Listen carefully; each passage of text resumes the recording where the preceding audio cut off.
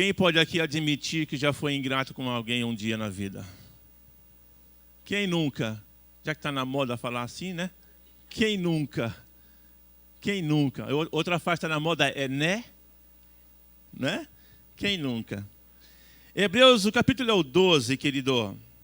Eu já li esse versículo aqui, nós vamos ler de novo. E depois, eu quero ler uma outra passagem com você, mas eu quero começar por aqui. Hebreus capítulo 12, já abriram em Hebreus? Eu falei o versículo? Não. É começando pelo versículo 14. Diz assim: siga a paz com alguns, com todos, e a santificação, sem a qual ninguém verá o Senhor. Atentando, ou tomando cuidado, né? Atentando diligentemente, para que ninguém seja faltoso, separando-se da graça de Deus, nem haja alguma, o quê? Raiz de amargura. Você já viu aquele ditado que fala assim, temos que matar o mal pela raiz? Quem já ouviu essa frase? Esse ditado, esse provérbio. Temos que matar o mal pela raiz. Para que alguma raiz de amargura que brotando vos perturbe, e preste atenção agora, e por meio dela quem? Dela o quê? Por meio da amargura, muitos sejam contaminados. Então, o que a palavra de Deus coloca para nós aqui é que a amargura é uma praga. Fala comigo, a amargura é uma praga. Fala de novo. Agora fala assim como quem está assim muito indignado. Fala, a amargura é uma praga.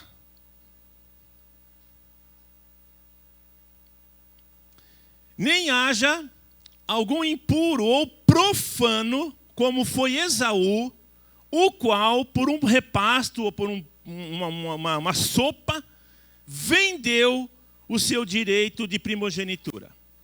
Pois sabeis também que, posteriormente, querendo herdar a bênção, foi rejeitado. Pois não achou lugar de arrependimento, embora com lágrimas o tivesse buscado. Eu vou enfatizar o versículo 15. Cuidado para que ninguém se separe da graça de Deus, nem haja alguma raiz de amargura que brotando perturbe você fica perturbado com a amargura e ainda contamina outros. Eu quero enfatizar nesse versículo aqui e penso que Deus vai falar comigo e com você. Amém, querido? Você pode fechar por enquanto a sua Bíblia no livro aos Hebreus. E eu queria que você atentasse bastante para aquilo que Deus vai falar conosco nesta manhã. Você sabe que nós temos falado sobre isso. Eu quero, assim, hoje fechar esse ciclo. Não quero dizer com isso que nós falamos aqui tudo aquilo que o assunto precisaria que falasse. E nem que nós não vamos voltar a falar sobre esse assunto, sobre esse tema, que é o nosso tema para este ano, que é gratidão. E o que Deus tem falado conosco aqui? Que nós temos que ser agradecidos e gratos. E nós já fizemos essa diferenciação aqui entre o que é ser agradecido e o que é ser grato. Porque a palavra nos pede as duas coisas. Lá no livro de Colossenses, que nós já vimos, quem não viu pode entrar no YouTube, né, Thelminho? Está lá no YouTube, pode entrar lá, você vai ver as pregações anteriores. E você vai ver que ser grato é ser agradecido às pessoas por aquilo que elas fizeram ou fazem por nós. Ser grato tem a ver, meu irmão, com uma atitude da nossa parte para com aquele ou aqueles que não, vou usar um termo aqui, devolvem aquilo que nós investimos na vida deles. E nós falamos que esse tipo de atitude é o que nos atrapalha, porque quando nós achamos que as pessoas são ingratas, é naquele momento em que nós nos decepcionamos com as pessoas pelo investimento que nós fizemos na vida dela ou delas, e nós esperamos uma compensação. E esse não foi o tipo do amor que Deus expressou para mim e para você. O amor de Deus é um amor incondicional. O amor de Deus é um amor que ele não espera reciprocidade. Deus amou o homem no estado em que o homem se encontrava. E qual era o estado no qual o homem se encontrava? A Bíblia diz isso. A Bíblia nos mostra qual é o pecado, qual é o estado. É de pecado. O Paulo chega a afirmar ele faz a seguinte afirmação. Ele fala assim, ó, eu estou vendido sobre o pecado. Paulo falou, eu estou vendido, eu estou debaixo de uma situação de pecado. O salmista diz, em pecado a minha mãe me concebeu. E a palavra diz em Romanos capítulo 3, no versículo 23, que todos pecaram em Adão. Não é o que eu fiz hoje, não é o que eu faço. Eu queria que você soubesse de uma coisa, querido. O homem não é pecador porque ele comete pecado. O homem é pecador porque ele nasceu com esta marca. O homem não precisaria cometer nenhum pecado. O homem pós-Adão não precisou cometer e não precisaria cometer nenhum delito ou pecado contra Deus, porque ele já nasceria com a marca do pecado. Então, o fato de alguém não achar que peca não faz dela uma pessoa justa. Porque a palavra diz que Deus encerrou a todos debaixo de pecado. E muitos pensam, e por não entender o plano da cruz, que isso foi um ato maldoso de Deus. Mas a própria palavra explica por que Deus fez isso. O texto não para aí. Ele fala assim, porque Deus encerrou a todos debaixo do pecado para poder usar de misericórdia para com todos os homens. Porque se Deus não tivesse feito isso, nós falamos semana passada, você não conhece uma pessoa que seja totalmente boa. Não existe. E nem conhece uma pessoa que seja totalmente má. Também não existe. A pessoa que você julga ser a pessoa mais má do mundo, ela tem atitudes boas para com algumas pessoas, sim ou não? Ela tem. E aquela que é, eu falei o quê? Ruim, né? E aquela que é má, o que é boa, uma hora ou outra ela terá uma atitude também de ruindade para com alguém. Então, o que nós temos? Nós temos homens mesclados. Nós temos homens tipo dálmatas. Para você entender bem. O homem é tipo um dálmata. O dálmata é branco com lista preta ou preta com lista? Bolinha. Não é lista, é zebra, né? É zebra. É que eu misturei as duas coisas. A pergunta da zebra, se a zebra é branca com lista preta ou preta com lista branca. Pode acreditar que a zebra é branca com lista preta. Pode ver, porque na virilha dela, a parte de baixo dela é branca. Então ela é branca com lista preta. Nova Aliança também é cultura. Aqui você aprende de tudo, querido. É por isso que nós assistimos National Geographic, Animal Planet, para poder te deixar bem informado acerca de tudo. Mas voltando àquilo que de fato interessa para nós. Então o que nós temos? Homens mesclados. Você é uma pessoa mesclada. Eu sou uma pessoa mesclada com coisas boas e coisas más. Acredite. Nós nos inocentamos. Mas Paulo fala assim, ele fala, não é você que tem que julgar a si mesmo. Ele fala, deixe que outros te avaliem.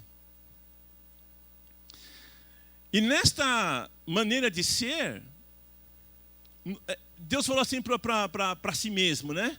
Se eu for escolher o homem, se a minha decisão em absolver o homem for pautada em bondade ou maldade, eu não posso justificar ninguém. Porque uns são bons 90%, mas tem 10% de ruindade. Então ele não é perfeito. Então eu não posso justificá-lo. Outros são maus 90% e tem 10% de bondade. Ele também não é completo. Então eu não tenho como justificá-lo. O que Deus fez então, querido? Deus riscou a questão das obras para poder operar no homem. Por isso que Paulo fala que Deus encerrou a todos debaixo do pecado para poder usar de misericórdia para com o homem. E quando foi que Deus fez isso? Em que estado estava o homem quando Deus fez isso? Pecaminoso. Por isso que a palavra gratidão, ela tem a ver com misericórdia. E eu queria falar com você de um exemplo. Eu não vou ler os textos, que eu quero ser bem linear aqui, mas quem está no plano de leitura da Bíblia sabe de quem eu vou falar. De José. Quem está lendo a Bíblia naquele projeto de 1 ano? Quem já ouviu falar de José no Egito? Pastor, não é José no Egito, é José do Egito. Não! As pessoas falam errado. José nunca foi do Egito. Alô? Ele nunca foi. E é disso que eu quero falar um pouquinho com você. José não deixou o Egito entrar dentro dele. José estava no Egito. Mas o Egito nunca possuiu José, querido. Nunca possuiu. Se você quiser depois comparar essas coisas que eu vou dizer para você, você pode abrir em casa, aqui não vai dar para nós fazermos isto, tá legal? Você vai poder abrir a sua Bíblia no livro de Gênesis, né? Lá no livro de Gênesis, no capítulo 39 ali em diante, você vai começar a ver a história de José. E eu vou fazer um resumo da história de José. No capítulo 39 do livro de Gênesis, José chega na casa do Potifar. Um momento antes, a razão de ele ter sido levado para lá é porque os seus irmãos tinham inveja de José.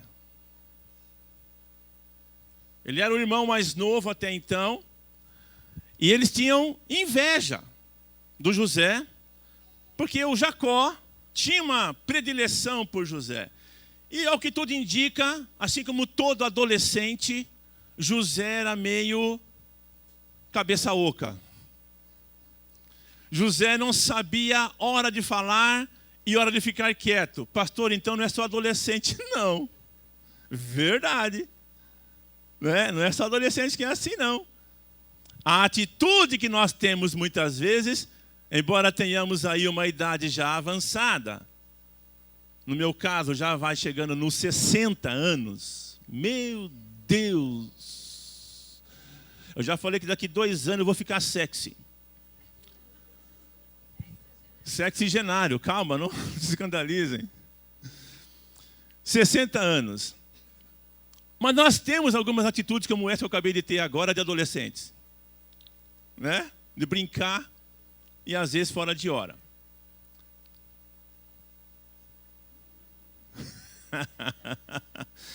Você vai guardar o que eu estou falando para você.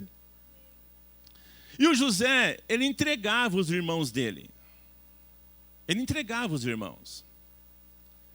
E o pai mandou ele, a última vez que ele vai sair de casa, o pai manda ele ver como é que estavam seus irmãos. Os irmãos dele estavam lá cuidando do gado, das ovelhas. E o pai fala para ele, vai e veja lá como é que estão os seus irmãos. E o José era um sonhador, meu irmão. José era um homem que Deus falava com ele através de sonhos. Na verdade, um jovem, um adolescente. Olha que coisa linda, querido. Você que tem aí por volta de 15, 17 anos, José recebia sonhos de Deus nesta época. Coisa linda, não é? E ele teve sonhos, 2 sonhos pelo menos, em que ele via, quando eles recolhiam o feixe, né, da colheita, eles eram 12 irmãos, num dos sonhos, os 12 feixes se dobravam diante do feixe dele, daquilo que ele recolhia. Depois, num outro sonho, o sol e a lua se curvavam. Então, ele contava esse sonho, os irmãos falavam, o que é? Quer dizer, então, que nós vamos ser servos seus? Na verdade, seriam. E por causa dessas coisas que ele falava, imprudente ou querendo compartilhar com os irmãos não gostavam dele. Nós falamos domingo passado aqui que existem instâncias nos nossos núcleos de relacionamentos ou são os lugares onde nós somos machucados. E nós falamos, família é um ambiente que nós somos machucados. Igreja é um ambiente onde nós somos machucados. Relacionamentos, amizades, é um núcleo onde nós somos machucados. No trabalho nós somos machucados. E sempre pessoas estão envolvidas e o que eu vou dizer aqui não é nenhuma novidade para você, nem para ninguém, mas quanto mais próximo for o relacionamento, quanto mais perto você estiver de alguém, e ali houver uma ofensa, é a mais difícil de ser curada. O salmista fala isso, e ele referia-se profeticamente a Jesus, né? Falando de um ponto de vista profético. Mas ele fala assim, ó, aquele que comia comigo no prato, aquele que metia a mão no prato. Ou seja, estava lá a sopa, o cara pegava aquele pão e batizava o pão na sopa. Você gosta de fazer isso? Você gosta de batizar o pão na sopa? No café com leite? Alguns falam, eu não gosto não. Mas aquele povo, quando eles comiam, querido, na Bíblia, comida é sinônimo de comunhão. Só come junto pessoas que estão em harmonia. Esse é o simbolismo da refeição na Bíblia. Por isso que o salmista fala no Salmo 133, ó, quão bom e agradável é, para o português está escrito assim, ó, que vivam juntos os irmãos. Mas o que está escrito no hebraico mesmo é que comam juntos. Que eles se assentem à mesa e participem da mesma refeição. Porque refeição tem esse propósito didático da parte de Deus. Fala de comunhão. Então, quando o salmista fala isso, é porque eles tinham o hábito. Eles estavam à mesa a comer ali e tinha aquele guisado, aquele molho, aquela coisa ali. Estão conversando. Pão fatiado, na época é pão quebrado, na época deles, né? E eles pegavam o pão e passavam naquele molho e comiam. O outro pegava o pão, passava ali, ele fala, aquele que mete a mão no prato comigo, o cara é íntimo. Este levantou contra mim o meu calcanhar. E ele disse, se fosse uma outra pessoa, se fosse um outro, se fosse alguém distante de mim, até que não me doeria tanto, mas é aquele em quem eu mais confiava. É aquele em quem eu entreguei a minha vida. É aquele para quem eu virei as minhas costas. Este foi quem me feriu. Ele falou, pô, se fosse uma pessoa estranha. E é aqui que nós temos dificuldades de cumprir a palavra, quando o Senhor fala assim, ó, perdoe. E esse elemento é importante para a minha vida e para a tua vida, querido. Vou repetir algumas coisas que nós temos ouvido aqui, porque eu quero fechar isso aqui, fazendo um contexto para nós. Jesus, quando ele fala assim, se o teu inimigo te bater num lado, que lado que é? O direito? Oferece também? Como é que a gente tem entendido? O cara bateu aqui, você vira e fala, bate aqui também. Bate, bate, bate, bate. É assim que a gente tem entendido, que é literalmente o rosto, ou o lugar onde nós apanhamos. O que Jesus está nos ensinando aqui é assim, ó. Você se machucou com alguém? Você confiou a alguém e expôs a sua face para ele? Porque na Bíblia, querido, quando fala face a face, é assim, ó, é de total confiança. É de proximidade. Quando fala em João, no princípio era o verbo. E o verbo estava com Deus, é face a face. Face a face. Quando Paulo fala assim, ó, porque não temos que lutar contra as pessoas. Nós não temos que lutar face a face com as pessoas. Porque fala de proximidade. Fala de estar perto. Então ele fala assim, se alguém te ferir na face direita, o que é para fazer? E como é que nós temos entendido? Que é para deixar a pessoa nos baterem. Na face, não é. Ele está falando assim, ó, se você se decepcionou com João, não deixe de oferecer a sua face para Maria, para o Antônio, com medo de apanhar de novo. Porque é assim que nós fazemos. Pessoas que saem de um relacionamento conjugal, onde ela foi muito ferida. Qual é a primeira atitude dela que ela cria dentro dela? Horror a casamento. Eu não quero casar de novo, porque eu vou sofrer de novo. Já me feriram numa face. E isso irá me privar de viver o melhor de Deus. É isso que Hebreus está falando, querido. Cuidado para não acontecer com você o que aconteceu com Esaú. Por causa da amargura dele, ele saiu fora da graça. Ele deixou de viver o melhor de Deus. Casamento é uma bênção, querido. Eu não gosto desses preletores que falam sobre casamento, que falam que a mulher não gosto, não é da pessoa. Não gosto do que essas pessoas falam. De que a mulher é um problema para o homem. Que o homem estava lá tranquilo e Deus viu que o homem estava muito sossegado e ele arrumou um problema para o homem. Não é isso que a Bíblia fala. Você não pode colocar as coisas dessa maneira. Você está profanando aquilo que é bom. O casamento é bom. Ele é tão bom.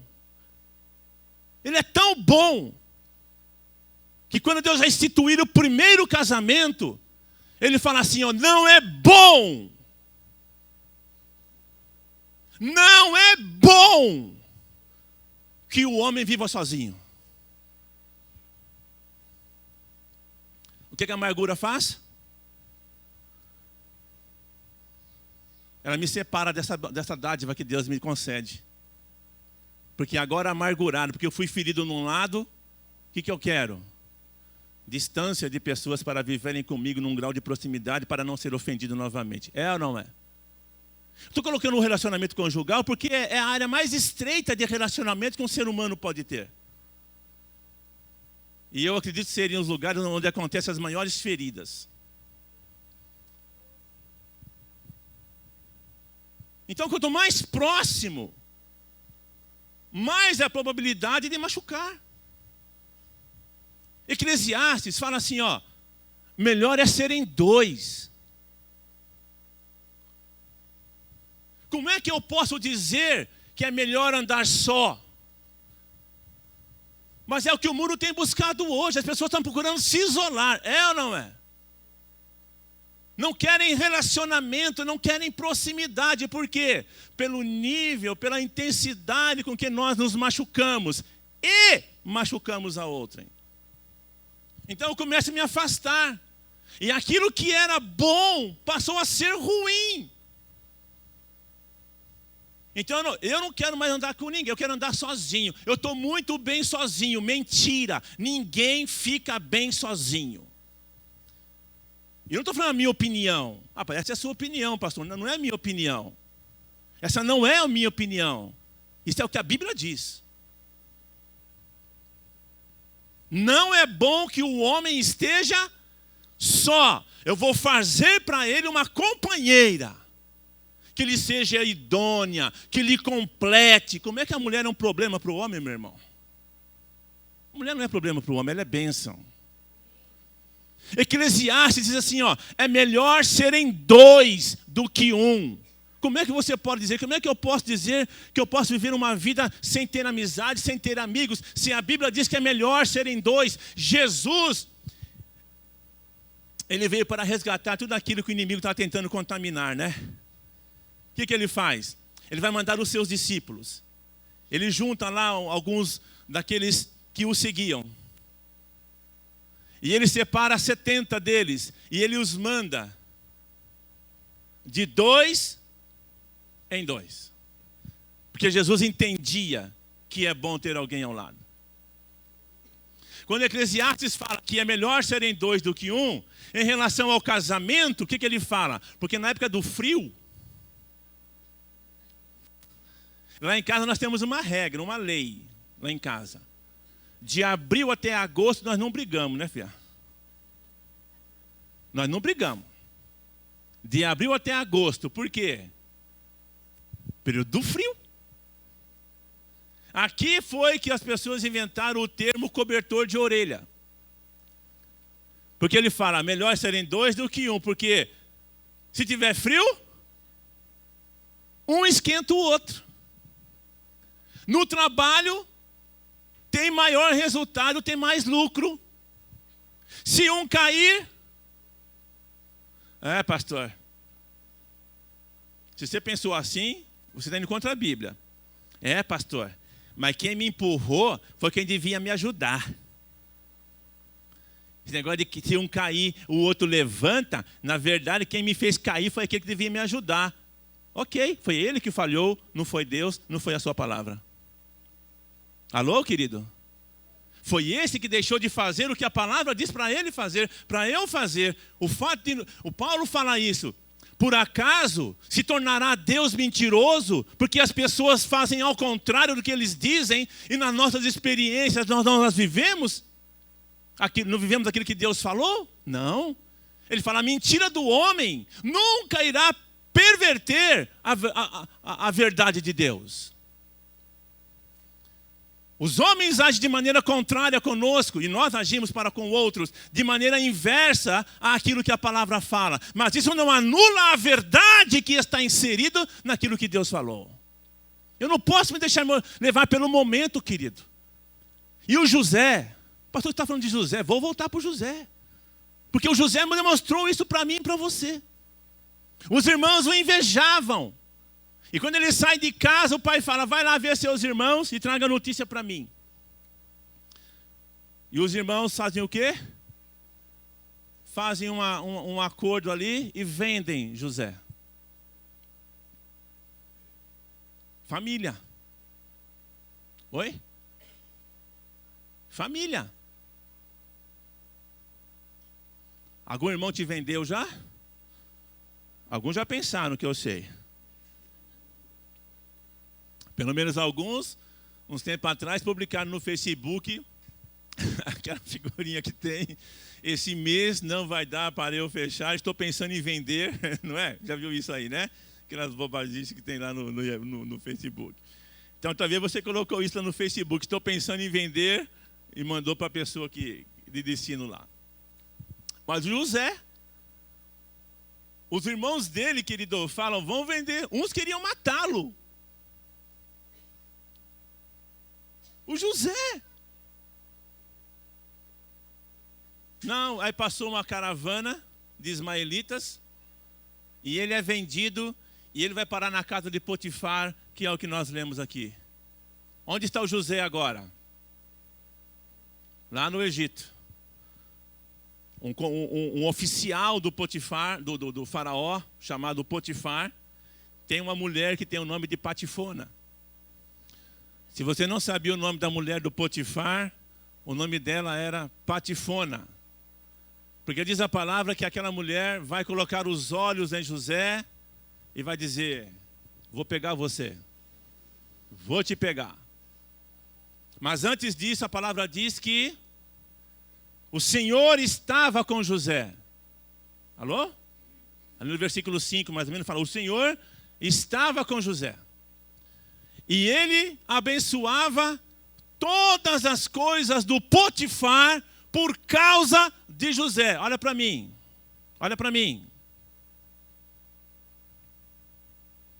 A Bíblia diz que se o Senhor contemplar alguma coisa no meu coração que seja má, que não seja boa, o salmista diz assim, é certo que o Senhor não me ouvirá. E nós lemos aqui semana passada, quando Jesus diz em Marcos capítulo 11, versículo 25 ali, do 22 até o 25, ele está falando sobre oração e fé. Ele fala, se você for orar, você tem que crer naquilo que você vai dizer e as coisas vão acontecer. E em seguida ele fala assim, ó, quando você estiver orando, se você tiver alguma, abra aspas, raiz de amargura, fecha aspas.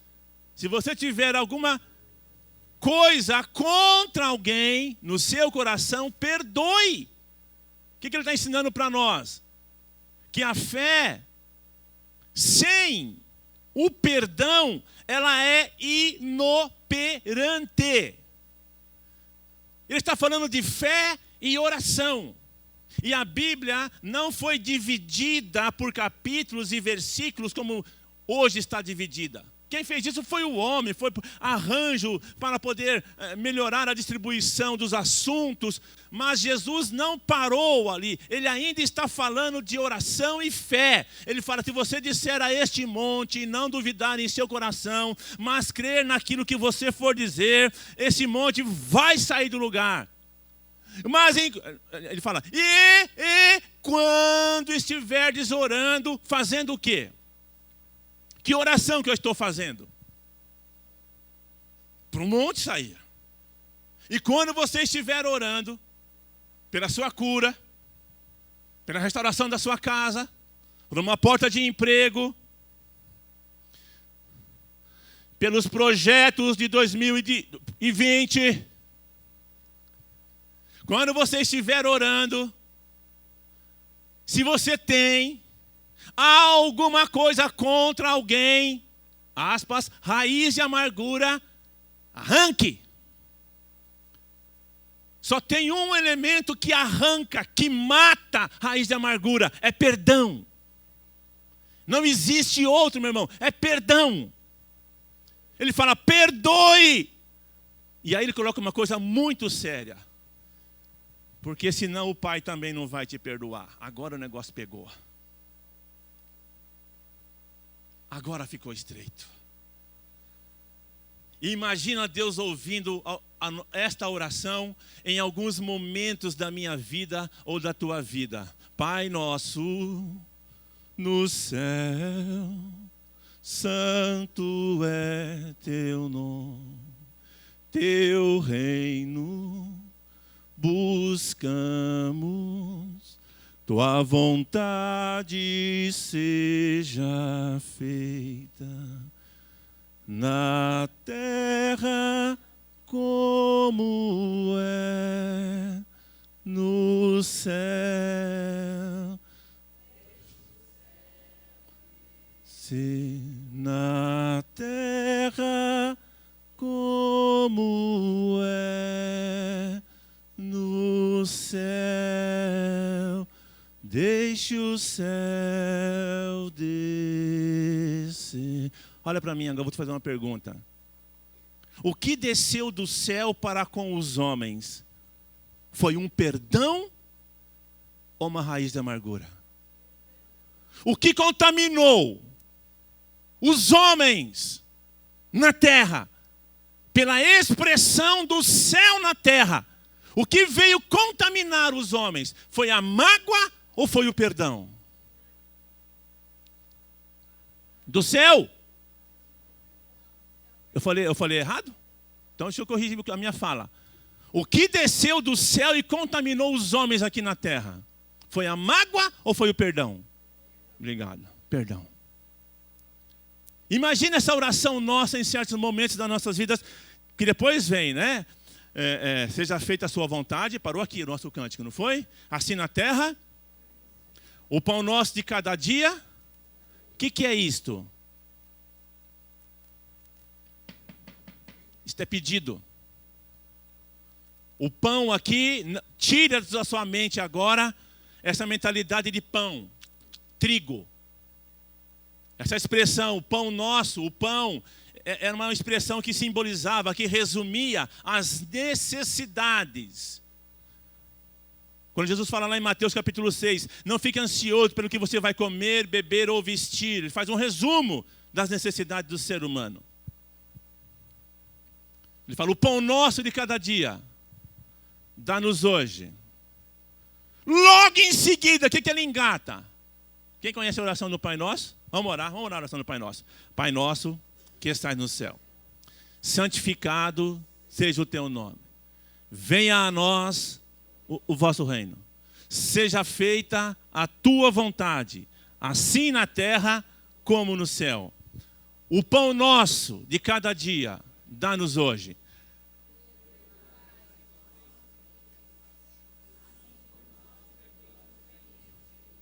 Parou aí. Eu sei que prossegue. Por que você acha que Jesus colocou logo em seguida ao pedido este elemento? Por que você acha? Isso aqui, até hoje eu não sei porquê, eu imagino porquê, né? Porque ela começa com o Pai Nosso. Mas é dado a esse tipo de oração o termo Pai Nosso. Jesus não intitulou essa oração. Jesus não estabeleceu que era para fazer assim liturgicamente. Ele está dizendo, quando você for orar, no seu relacionamento com Deus, você precisa ter em mente algumas coisas que são importantes você falar sobre elas com Deus. Ele está dizendo, a primeira coisa que você precisa ter é uma referência de Deus como Pai. Você não pode se relacionar com Deus de uma maneira vaga, distante. Olhe para Deus como teu Pai. Relacione-se com Ele como Pai. Estabeleça no seu coração a posição que Deus ocupa. Deus não é homem. Pai nosso. Ele está falando da posição de Deus, de governo, de Senhor. E é nisso que ele se pauta para dizer aos discípulos, quando vocês forem orar, vocês orem assim, olha, lembrem-se de colocar esses elementos na oração. E um elemento que ele coloca logo após o pedido, ele fala, quando você for, se você vai pedir algo, peça, mas não deixe mágoas no seu coração. E eu vou dizer uma coisa aqui, a razão pela qual, nós temos dificuldades para perdoar pessoas, é porque nós não entendemos a extensão do perdão de Deus para nós. Nós não entendemos o que é ser perdoado. Ele fala algo maravilhoso, ele fala assim, ó, primeiro mandamento, amarás a Deus. Depois ele vai falar outras coisas. Mas quando alguém pergunta para ele, mestre, quais são os mandamentos? Ele resume em 2. Ele fala, amarás o Senhor teu Deus de todo o teu coração, toda a tua alma e... Como é que eu vou amar alguém sem primeiro amar a mim mesmo? Hashtag fica a dica. Na mesma forma, como é que eu vou perdoar alguém se eu não entendi o quanto eu fui perdoado?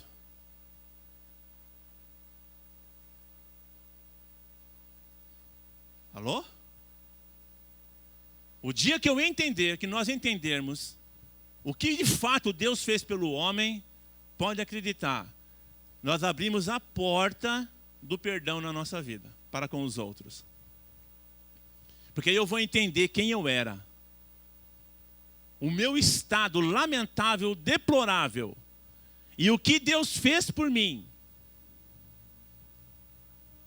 Aí eu vou dizer, nossa, mas eu não posso reter isso para aquela pessoa, porque o que Deus fez por mim, essa é a minha dificuldade, esta é a tua dificuldade, esta é a dificuldade da raça humana, compreender a graça.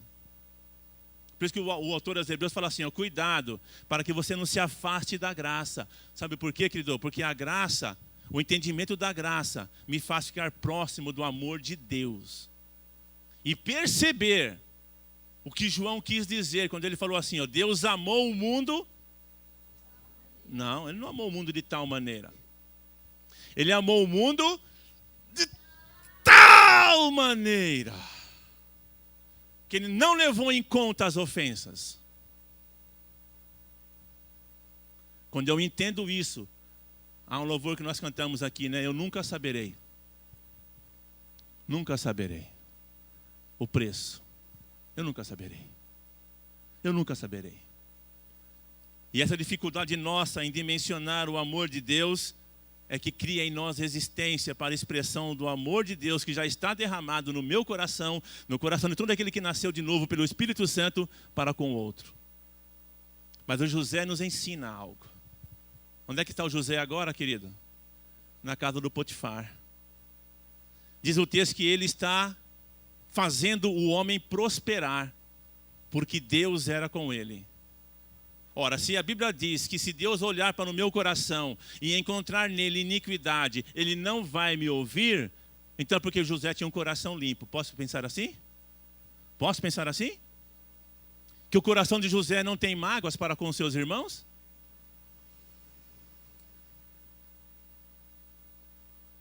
Vendido? atentado de morte. Você já imaginou, meu irmão, o pânico que aquele rapaz viveu? A gente lê as coisas na Bíblia e às vezes nós não pensamos no momento literal. Você já pensou aquele menino de 13 a 17 anos ali? O pânico em que ele entrou? O desespero dele?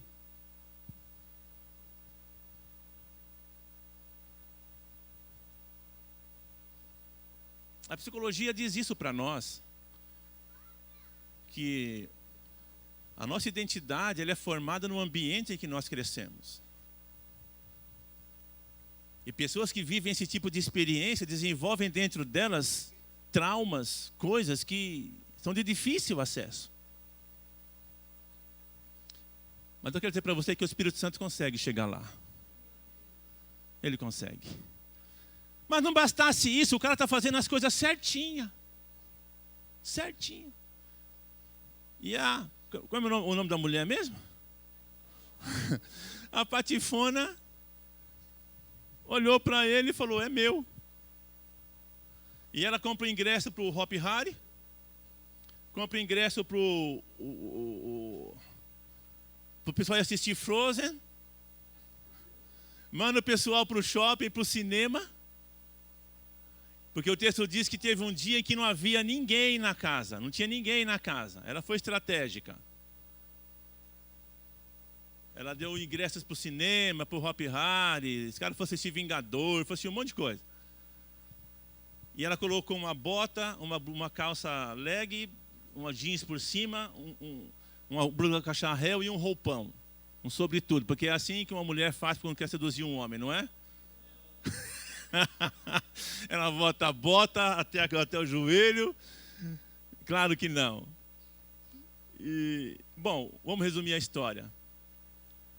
Ela convida aquele rapaz, a Bíblia diz que ela é insistente. Eu quero que você preste atenção na resposta desse jovem. Essa resposta demonstra que não havia mágoa no coração de José. Preste atenção. Porque uma pessoa quando está revoltada com o mundo, deixa eu inverter a ordem. Quando ela está magoada, lembra? A mágoa, a raiz da amargura faz o quê? Com que muitos, ele se priva e contamina outros. Olha o que vai dizer a palavra. Quando a mulher sugere para ele isso, ele fala assim, não, preste atenção. Eu não vou fazer isso porque você é mulher do meu patrão. Ele me entregou toda a casa dele está sob meu cuidado. E é óbvio que ele me vedou só você porque você é mulher dele. E eu não quero pecar contra Deus. Por isso que eu disse para você que o Egito nunca possuiu José. Nunca diga mais José do Egito. José nunca foi do Egito. Agora, meu irmão, ele deve estar com 17, ele deve estar aproximadamente com uns 19 anos aqui. E ele está honrando o seu patrão. Sabe o que ele podia dizer? Eu já estou lascado mesmo. Já fui traído pelos meus irmãos. Quer saber? Eu vou atolar o pé na jaca mesmo. Eu vou atolar o pé na jaca mesmo. Vou pegar essa mulher. Vou fazer porque quer saber de uma coisa? Perdido por um, perdido por mil. Isso é mágoa. Isso é um coração magoado. Profana aquilo que é de Deus. Porque lá no final nós vamos ver que José vai falar: vocês me venderam, mas foi Deus quem me trouxe até aqui. Olha para mim, querido. Eu posso invalidar um projeto de Deus na minha vida quando eu alojo mágoa no meu coração. Isso é sério. Eu posso não permitir que aquilo que Deus tem como projeto na minha vida se consuma. E nós falamos semana passada, e é desse momento em diante nós começamos a julgar e culpar os outros pelos nossos fracassos, quando na verdade foi porque nós desistimos de confiar em pessoas que serão bênçãos na minha vida, na tua vida, mas eu não quero dar a outra face para essa, porque alguém já me feriu lá. E Deus pode trazer alguém que vai ser uma bênção na tua vida, na minha vida, se eu desenvolver com ela um relacionamento. Mas nós já olhamos para as pessoas com o quê? Com um olhar de dúvida, verdade ou não é? De desconfiança, e passamos a ser desconfiados, não confiamos mais em ninguém. A teoria da conspiração agora fala muito forte na minha vida, na sua vida. E nós preferimos andar sozinho. Eu estou bem sozinho. Não, você não está bem sozinho, acredite. Porque a Bíblia diz que não é bom que o homem esteja só. A Bíblia diz que é melhor serem dois do que um. Será que eu posso ouvir um amém? Está muito quieto aqui hoje. Esse é porque Deus está já falando com você. Porque comigo ele está. E José fala para a mulher, eu não vou fazer isso com o meu patrão. O que ele está fazendo, querido? Ele está se preservando. Isso é uma amostra que o coração dele está limpo. Apesar do que aconteceu, ele poderia ou não atolar o pé na jaca? Tinha motivos ou não? Mas ele fala não. E como ele fez assim, olha que coisa linda, ele foi promovido. Ele foi para a prisão.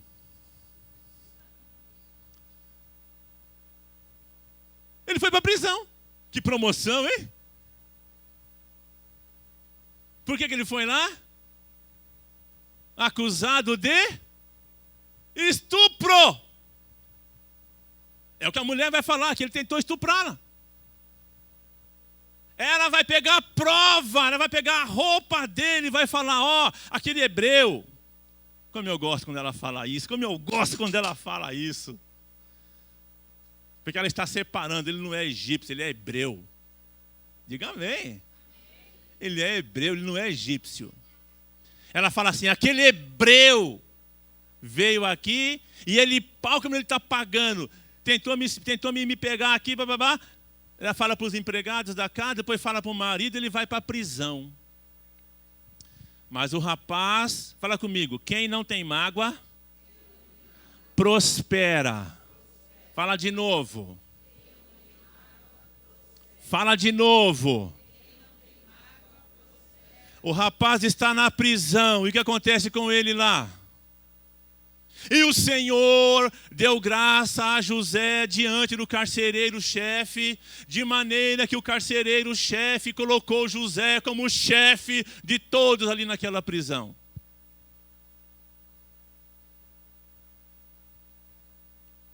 A gente ouve muito sobre prosperidade, verdade ou não é? Mas pouco sobre perdoar para prosperar. E o José está na prisão agora, e ele está cuidando dos presos. Por quê? Porque o Senhor era com ele. Por que o Senhor era com ele? Porque ele conhecia o coração de José. Ele está na prisão. 2 caras são mandados para lá. O copeiro e o padeiro do faraó. Fizeram umas besteiras lá,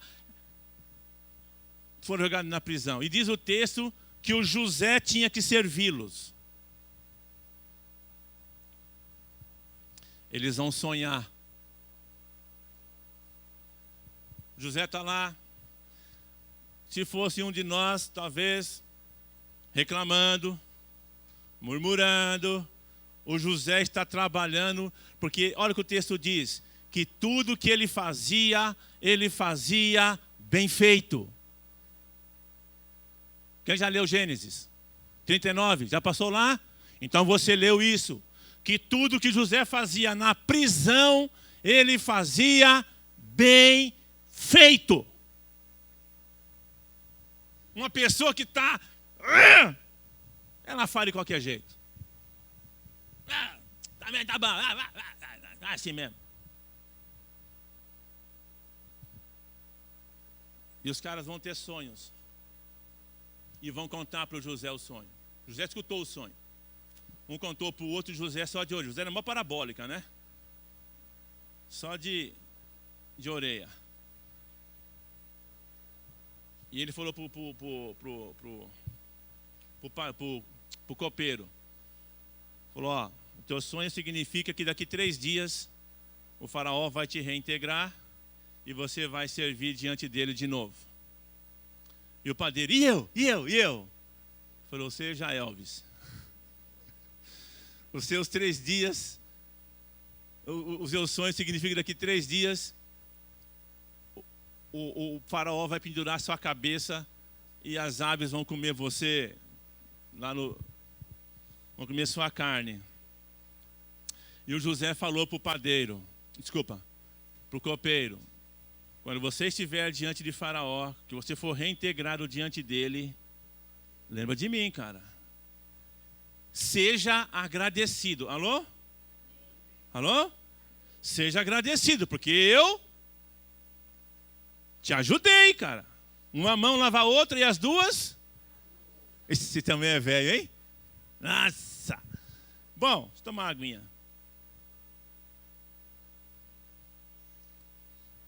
E quando o cara chegou diante do faraó, diz o texto que ele sequer se lembrou de José. Mais uma. Quantas já são? Conta comigo. Os irmãos. Fala um, vai. Mas vamos falar, eu falo, você fala, vamos lá. Oi, mas os irmãos. Não, todo mundo, gente, vai. Eu sei que você está aí, estou demorando um pouquinho na pregação, mas eu quero. A gente está fechando o que Deus está falando com a gente nesses dias aí. Mas os irmãos, a patifona, agora o copeiro, 3 pauladas. Agora ele vai tolar o pé na jaca, não é possível. Agora ele vai fazer as coisas tudo errado lá na prisão. Vai criar um motim em navio, né? Vai criar uma revolta lá. Foi isso que ele fez? Ele continuou. Por quê? Pode acreditar, porque não havia raiz de amargura. Eu vou te provar isso. Vou mostrar para você que não havia. 3 anos se passam, diz a Bíblia. 3 anos se passam. E o faraó tem sonhos. Especialidade do homem. Sonho. O faraó tem um sonho, 7 vacas gordas, 7 vacas magras, e para daqui, para dali, vai de lá, vai de cá. Olha para mim. E me ouça. Quando nós andamos com o coração limpo, Deus sabe o que está fazendo, Ele vai fazer o melhor para você. Deus sabe, querido. 3 anos, o copeiro fala para o faraó, conheço um cara e vai contar a história para o faraó. Estive lá na prisão, sonhei e do jeito que ele falou para mim, faraó, aconteceu. O faraó falou, traz ele aqui. Pronto, começou, meu irmão. Começou a mudança. Amém? Fala comigo, da tenda para o trono. Ele sai de casa para nunca mais voltar. E agora ele vai diante do faraó. Ele vai interpretar o sonho. E o faraó fala para ele, rapaz do céu, onde é que você estava? E vai colocá-lo como o 2º homem no Egito. 2º homem no Egito, querido. A Bíblia não relata. A Bíblia não fala. Então não posso te fazer essa afirmação. A Bíblia se omite em relação a isso. Mas, pelo que eu li de José, pelo que a gente lê de José, eu tenho uma convicção muito forte no meu coração que ele não mandou sentenciar a patifona. Ele não se vingou. Eu creio assim. 3 anos depois. 5 anos mais ou menos. Fazia 2 anos que ele estava na prisão, mais 3 que ele foi lá. 5 anos mais ou menos depois.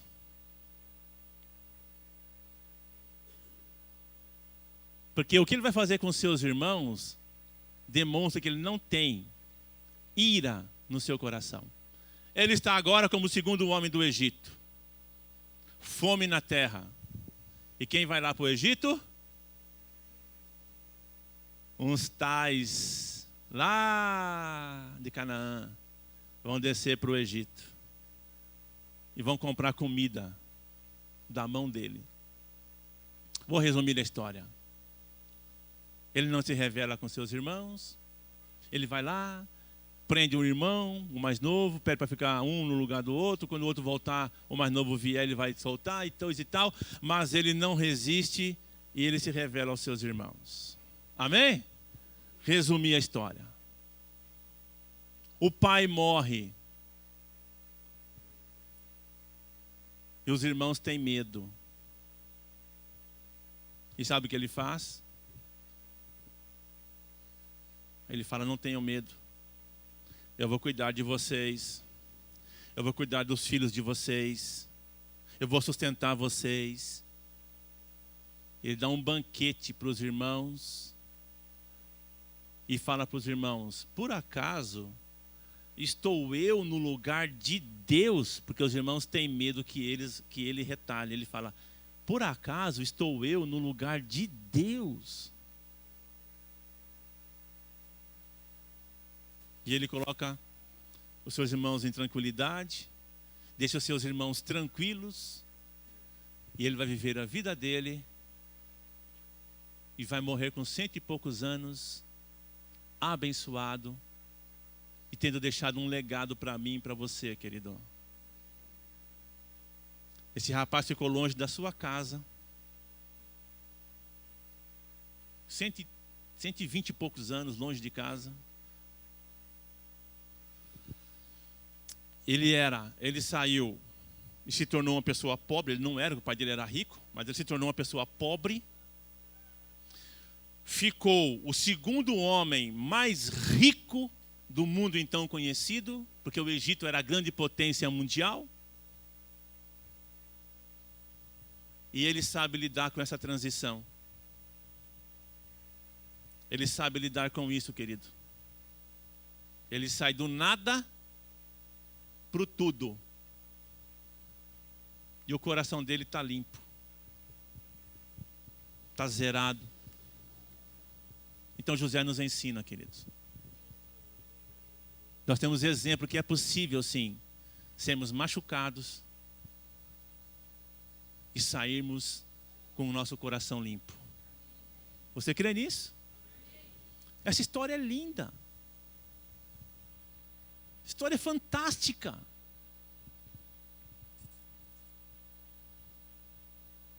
Ele não parou a sua vida, querido. Ele não se desanimou.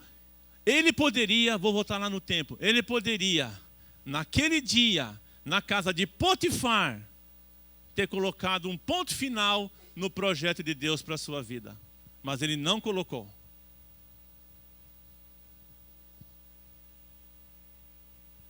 Ele falou: não,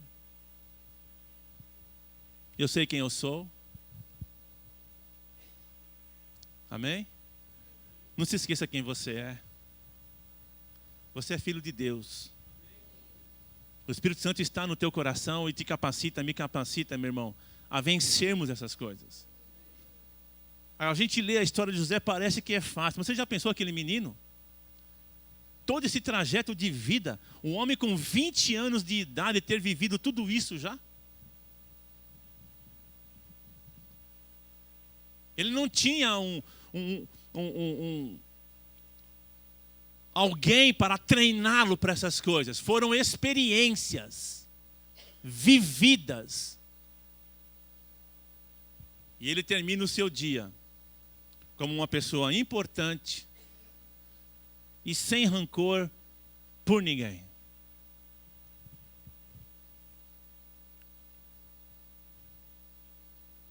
Por isso que o Egito nunca entrou no José, querido. E ele não deixou que a mágoa, que a raiz de amargura, invalidasse o projeto de Deus na vida dele. Ele não permitiu. Jesus fala assim, ó, de tudo o que você deve guardar, guarda o teu coração.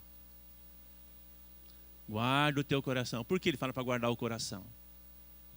Ele fala porque daí procede as saídas da vida. Daí procede as palavras, daí procede os sentimentos, daí procede os pensamentos. E que Deus nos ajude. Eu não sei quantas experiências ruins você viveu na tua vida até hoje. Só Deus sabe quantas marcas você tem. Da tua família, de igrejas, no trabalho. Talvez você vai voltar lá na escola quando você estudou. Talvez tenha lá aquele Joãozinho, aquele cara que, meu Deus do céu, se chamava Joãozinho porque era problema. Brincadeira, se você se chama João é apenas uma brincadeira. Aquele cara, aquela pessoa que te expôs. Aquela empresa onde você trabalhou que você não foi reconhecido. Aquele amigo em quem você confiou que na hora que você botou a mão, ele foi como a Bíblia usa essa expressão, né? Como um caniço quebrado que fica aquelas pontas e você foi se apoiar, ele entrou pelas tuas mãos e te machucou. Eu não sei do que você saiu com marcas e talvez não querendo mais se relacionar, querendo achar que você pode enfrentar o mundo sozinho. Eu quero dizer para você que nós não podemos viver sozinhos. Nós não podemos, queridos. Você não pode, não tem quem possa. Peça para Deus te dar a sabedoria, dar a nós a sabedoria, a compreensão e, acima de tudo, a humildade. E eu vou usar uma palavra forte. A humilhação.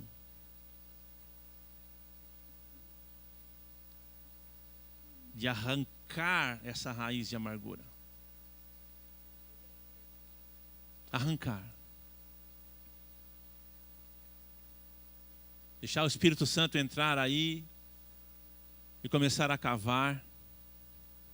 Porque tem raiz que é profunda, não tem? Outro dia eu fui arrancar um pé de erva cidreira, capim santo, lá no meu quintal, onde eu morava. Jesus! Como é difícil acabar com aquele negócio. Cana. Raiz de cana, raiz de bambu. E de seringueira. Sai estourando as calçadas, não é? Estoura, levanta tudo. Atrapalha. Meu irmão, essas coisas não fazem bem para mim e para você. Não fazem. Não fazem. Não vale a pena.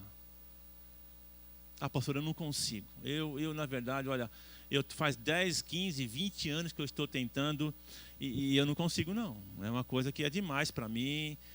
Alguns chegam a dizer assim, ó, quem sou eu para perdoar alguém? Só Deus perdoa. Uma falta de compreensão de que o perdão ele é acessível. E o perdão é uma moeda que só tem um lugar onde você pode comprar. Investir. É onde você não vai ter retorno. Não aparente. Algumas pessoas, para quem nós decidimos expressar o perdão, quererão se reaproximar de nós. Outras sequer irão querer ver a tua cara ainda. Mas é aquilo que Paulo fala, naquilo que depende de você. Rasgue esta promissória. O que nós vimos aqui? Perdoar é rasgar dívida. Não vai receber? Não. Eu não vou ter nenhuma... Não. Mas não vou ter nada em troca. Se você ver, se nós ficarmos olhando apenas do aspecto de retribuição material, algo visível, não. Mas uma coisa eu sei. Deus estará operando na sua vida, na minha vida. E aquilo que tiver que acontecer, aquilo que for o projeto dele para a minha vida, essas coisas vão se consumar. Porque não há ninguém nesse planeta que pode impedir o agir de Deus na sua vida. Não existe. Não existe. Se eu, como pastor aqui nessa igreja, for injusto com você, privar você de alguma coisa, mas você ainda assim não atolar o pé na jaca, se for preciso, Deus me tira daqui. para que você possa cumprir o seu propósito na vida dele. O propósito dele na sua vida. Se não for aqui, ele vai te colocar num lugar onde você poderá ser a expressão de Deus naquele lugar. Mas não existe ninguém que nasceu ou possa vir a nascer que vai impedir aquilo que Deus tem na sua vida, vou falar agora de mim, né? Na minha vida, se eu andar não perfeito, porque ninguém é perfeito, nem você nem eu. Mas se eu procurar andar eliminando essas coisas da minha vida, e você, nós, meu irmão, a gente pode passar por uma cova, a gente pode ser acusado de maneira caluniosa, ir para a prisão, mas tem um lugar para você aparecer lá. Tem um lugar para você brilhar. Mas tem um negocinho que às vezes pega. Mágoa, meu irmão, só causa dano pessoal. E como a gente não consegue segurar isso, não consegue. A gente quer falar com alguém, a gente quer colocar aquela semente em alguém, a gente acaba contaminando outros. Ou seja, às vezes a pessoa tem um plano tão lindo na vida dela, e nós colocamos uma semente que vai lançar no coração daquela pessoa. Você já viu? Tem coisas em alguém que você nunca percebeu até que alguém te fale. Você não conhece uma determinada marca de arroz, de feijão, sabão em pó, sei lá do que, peça de carro, não sei aí. Mas se alguém falar, não compra aquele sabão porque eu comprei e manchou toda a minha roupa. Você nunca tinha visto aquele sabão lá no mercado. Quando você olha, você fala, nossa, é esse aqui. Você passa longe dele, é ou não é? Você não quero nem saber. Comprei um arroz, mas que arroz horrível. Você nunca tinha visto a marca dele. Você vai no mercado e fala, não posso pegar aquele arroz, não posso pegar aquele arroz, não posso pegar aquele arroz. E às vezes está baratinho o preço dele. Eu digo sempre assim, ó, paladar, audição, meu irmão, isso aí é muito peculiar. Para você pode estar salgado. Para mim não. Para você pode estar alto o som aqui. Para outros, para os músicos sempre está baixo. Quem é músico aqui sabe disso, né? O som sempre está baixo para os músicos. Para a gente estar sentado aí, às vezes está insuportável. Mas para eles estamos aqui, lá falando para o Gustavo, né, Gu? Hein, Gu? Fala aí. E o Gu está no talo, e o Gu fica lá. O cara está aqui. Por quê? Tem coisa, meu irmão, como nós falamos nos dias anteriores. Será que a pessoa nos ofendeu mesmo ou será que ela nos contrariou? O paladar dela foi diferente do seu.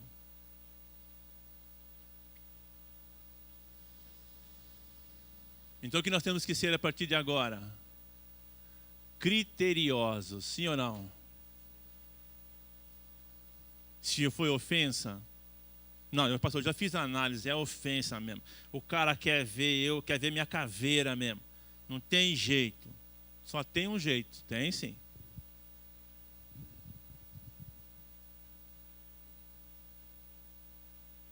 Qual foi a frase dita? Pai, perdoa-os, porque eles, será que eles não sabiam? Coloque-se de pé no seu lugar.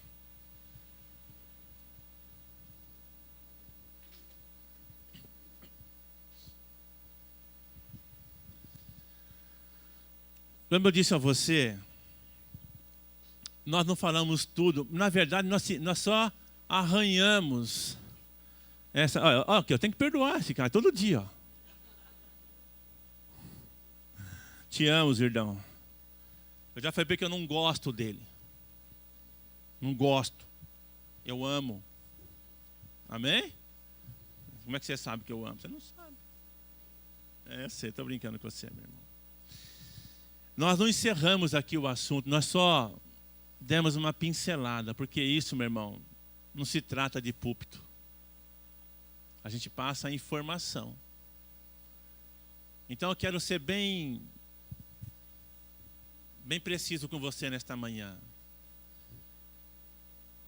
se você carrega algo no seu coração aí, do qual você tem tido dificuldade em se livrar em relação a pessoas, não deixe isso aí não. Se você não tem conseguido lidar com isso, trabalhar com isso, procure a gente. Se a gente não souber lidar com você, a gente vai indicar alguém para cuidar de você. A gente não sabe tudo, a gente não consegue ajudar em tudo. Mas o que nós precisamos sair daqui hoje, nesta manhã, é assim, ó. Nós não podemos mais carregar esses lixos com a gente. Quem já foi viajar e não quis colocar mala no bagageiro? Porque tinha algo ali que você considerava muito valor. Quem foi que pagou o pato? Foi aquela pessoa que está do seu lado lá, não é? Você dentro do avião lá, dentro do trem, aquela mala, o cara, senhor, despacha a mala. Não. E sair esbarrando em todo mundo, aquela mala pesada e batendo em todo mundo, ia colocar e batia na cabeça do cara. Dificilmente fica só para a gente essas coisas. Nós sempre conseguimos, porque o inimigo ele tem esse alvo, esse objetivo, de privar o melhor de Deus na minha vida, na tua vida. Mas não vamos permitir isso não, amém? Coloque a mão no teu coração aí. Ó, na cova foram os irmãos que o mandaram para lá. Na prisão foi a patroa dele. Lá na prisão, o companheiro lá de cela esqueceu dele e não falou do bem que ele tinha feito. Eu não sei se você está na cova hoje, porque os seus irmãos, seus familiares, pessoas próximas tuas se jogaram lá. Eu não sei se no seu ambiente de relacionamento, seja no trabalho, seja aqui na igreja, eu não sei, você está machucado, está ferido, não sei. Ou você está aí se lembrar de alguém a quem você ajudou, você prestou um favor muito, mas muito grande, e salvou a vida do cara, né? Porque o José praticamente salvou a vida do cara. E a pessoa não se lembra de você, não. Mas eu queria dizer algo para você nesta manhã. Lembre-se nesse instante de pelo menos uma pessoa que te ajudou na vida. Pense aí numa pessoa aqui que te ajudou.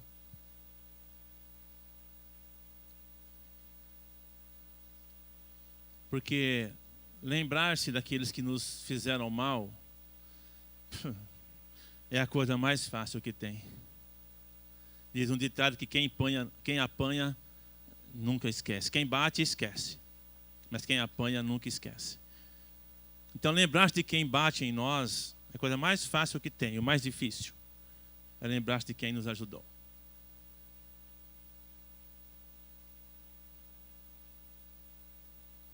E você vai orar por essa pessoa agora. Primeiro por essa pessoa que te ajudou. Você vai orar a Deus por ela agora. Você vai abençoar esta pessoa. Você vai dizer que Deus... Pastor, mas eu já fiz isso um dia. Mas se Deus está falando para nós fazermos hoje, é porque Ele tem um propósito nisso. Talvez você já tenha falado para a pessoa, até tenha escrito para ela, mas se Deus está falando para a gente fazer isso hoje de manhã, eu creio que é porque Ele tem um propósito nisso. Então lembre-se de alguém que um dia te ajudou. E agradeça a Deus pela vida dela. Peça a Deus para Deus abençoá-la. Para Deus fazê-la prosperar. Que ela possa crescer, que ela possa alcançar de Deus o fruto da semente que ela plantou na tua vida, meu irmão. Quantas pessoas já nos ajudaram e nós vamos nos esquecendo delas?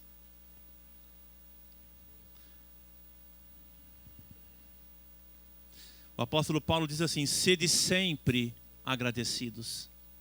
Sempre agradecidos.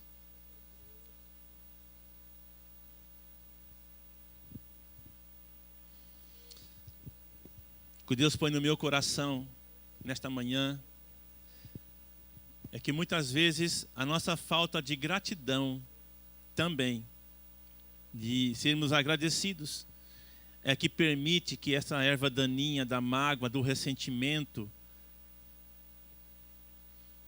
encontre lugar e se propague nos nossos sentimentos. Eu fui tratado ao longo desses meses de janeiro, que Deus falou com a gente sobre isso. Não pense em você que eu estive aqui apenas a falar com você, não, meu irmão. Deus tratou na minha vida, Deus tem tratado na minha vida.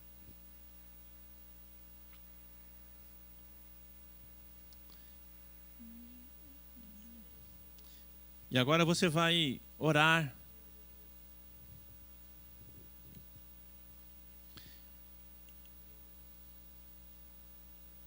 Abençoando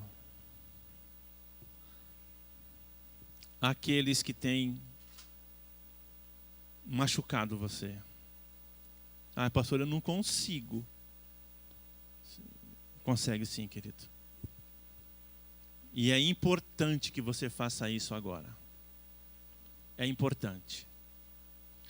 Se Jesus falou, é porque nós podemos. Quando ele disse, quando estiveres orando, se tende alguma coisa contra alguém, perdoai. Então, se Jesus falou que é para fazer, é porque nós podemos fazer. Você pode fazer sim, meu querido. Pai, eu oro por mim, oro pelos meus irmãos nesta manhã. Ajuda-nos. Ajuda-nos.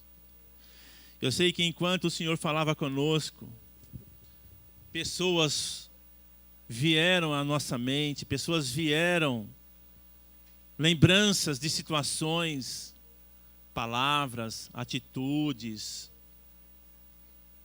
Meu Deus, quantas coisas ferem, quantas coisas machucam.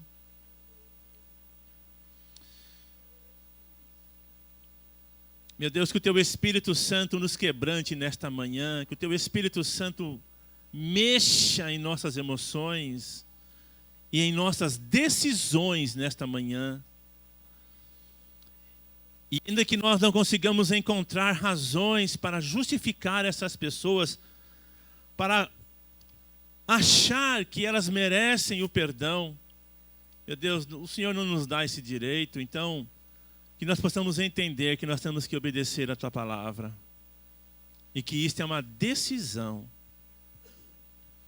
E eu sei que o Senhor irá nos ajudar nos dias vindouros. Até que a situação seja por completa tratada. Deus comece a arrancar porções de raízes que estão em nossas emoções. A lembrança, Senhor, dos fatos. Ah, Deus, nos ajude. Que o Teu Espírito Santo seja o jardineiro nesta manhã, em cada coração aqui, Senhor. Em cada solo aqui. O Senhor diz na Tua palavra que antes de nós lançarmos a semente para a plantação, é necessário arar a terra. Are o solo do nosso coração, Senhor. Que o Teu Espírito Santo, como o agricultor sábio, passe o arado agora. Removendo toda a pedra, toda a dureza. Tudo aquilo que queira obstacular a Tua palavra, Senhor, que será plantada. Revolva a terra do nosso coração, Senhor. O salmista diz isso: sonda-me, ó Deus, e conhece o meu coração. Vê se há em mim algum caminho mau e guia-me pelas veredas da justiça por amor do Teu nome. Vê, Senhor, se tem alguma coisa alojada, escondida, que nem mesmo nós sabemos, estamos sendo enganados. Muitas vezes nós pensamos que é um senso de justiça da nossa parte, quando na verdade é uma retaliação, é um desejo de vingança. E isso não nos pertence. O Senhor diz: não vos vingueis a vós mesmos. Não vos vingueis a vós mesmos. O Senhor diz na Tua palavra: não devolva o mal com o mal, mas retribua com o bem. O Senhor diz para nós darmos pão e água para aqueles que nos ofendem, porque assim brasas serão acumuladas sobre a sua cabeça. A nós, Senhor, importa obedecer a tua palavra. A nós importa fazer aquilo que o Senhor nos diz para fazermos. A nós, Senhor, cumpre obedecer. Obedecer. Obedecer. É o Senhor quem irá tratar com aqueles que nós perdoamos. É o Senhor quem irá tratar conosco. A nós não compete julgar, Senhor. Então, trabalha em nossos corações. E ajuda-nos. Porque por nós mesmos, nós não conseguimos.